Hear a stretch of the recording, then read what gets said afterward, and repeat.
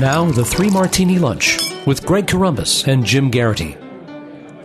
And welcome, everyone, to the Wednesday edition of the Three Martini Lunch, along with Jim Garrity of National Review. I'm Greg Corombos of Radio America. We'll have your comprehensive debate preview in just a moment. But first of all, a huge thank you to our listeners. Newsmax has come out with their top 50 conservative podcasts.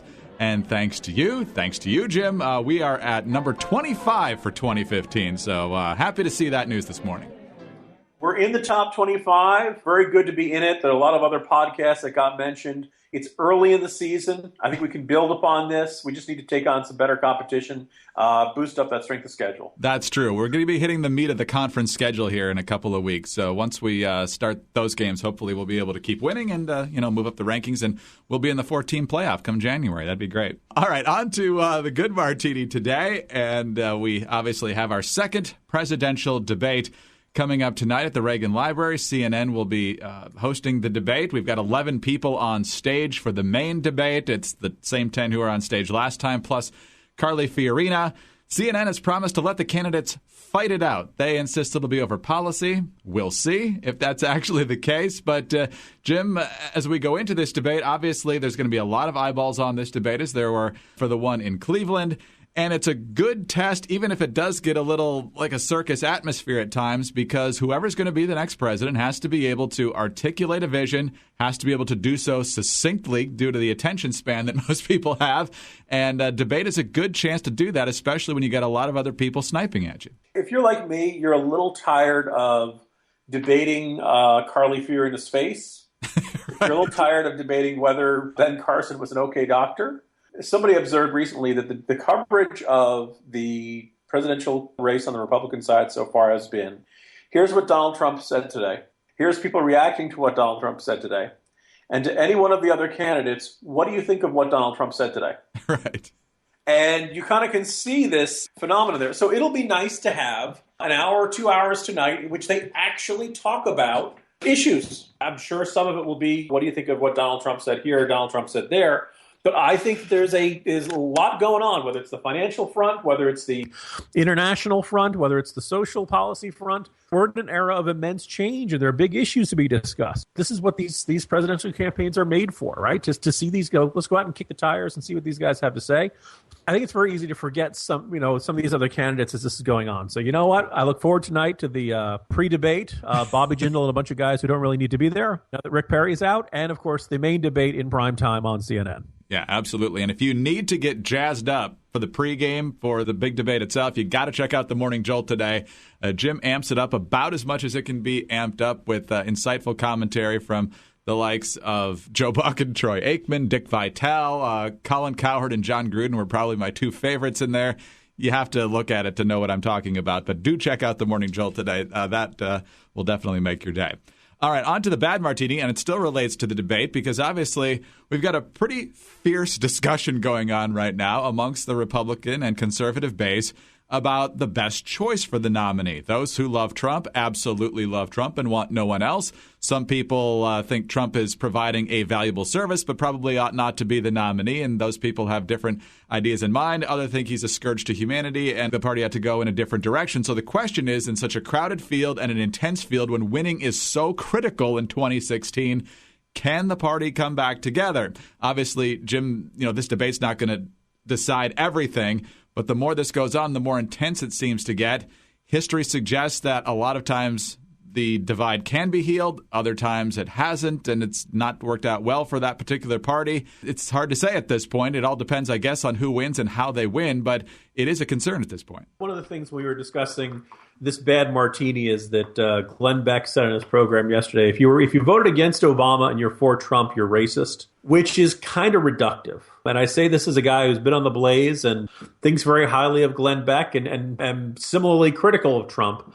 I don't know if it does good to start labeling all of his supporters knee-jerk racists, although I think it's safe to say we've seen some ugly rhetoric coming from some of those quarters. You kind of wondered. One of the interesting things I think is the true legacy of the Trump phenomenon, whether this ends with him as president or as the Republican nominee, or whether he ends up being defeated at some point in there. Donald Trump has demonstrated that there is an enormous appetite. He's got that 30, 40% in some of these polls.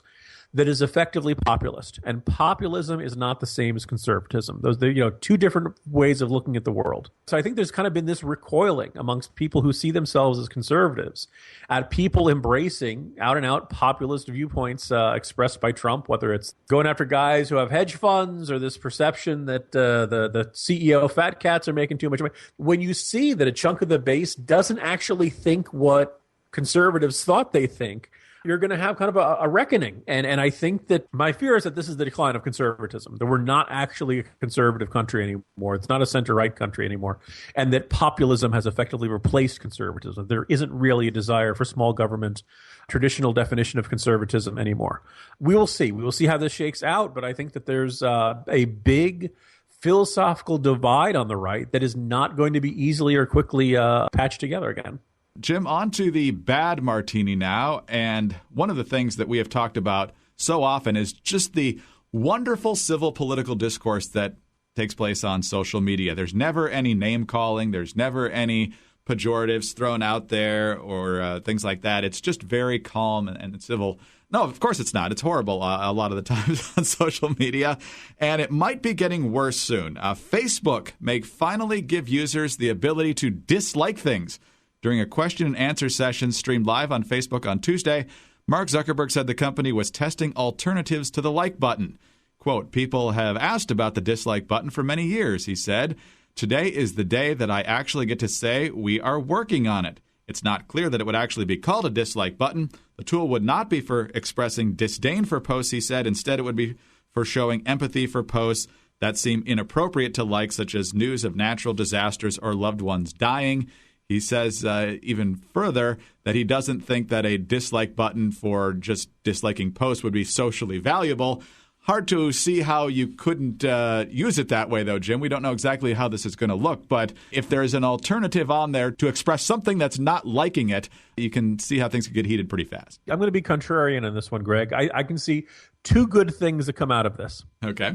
One is that if people can just press the unlike button, they may not actually write the angry all caps misspelled screed in your comment section.